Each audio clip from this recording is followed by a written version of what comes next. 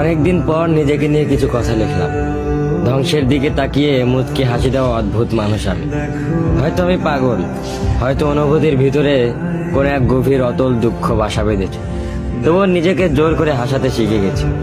যেদিন ভেতরটা একবারে ভেঙে গিয়েছিল, সেদিনও বাইরে থেকে এক চিলতে হাসি মুখে নিয়ে সবার সামনে দাঁড়িয়েছিলাম। কষ্টগুলোকে আমি বন্ধু বানিয়েছি, একাকিত্বকে আপন করে নিয়েছি। মানুষ ভাবে আমি হয়তো সুখী, শক্ত, নির্লিপ্ত, কিন্তু তারা জানে না প্রতি রাত আমার এক একটা লড়াই। নিজেকে নিজেই বুঝিয়ে রাখি তুই ভালো আছিস, অথচ আমি জানি আমি ভালো নেই। ভেঙে যাচ্ছে প্রতিদিন একটু একটু করে, আর এই ধ্বংস হওয়াটাকে যেন ভালোবেসে ফেলেছি। আমি সেই মানুষ যে হার মানার আগে হাসে, কারণ জানি কান্না দেখিয়ে লাভ নেই। পৃথিবী শুধু শক্তদের মনে রাখে, দুর্বলদের নয়।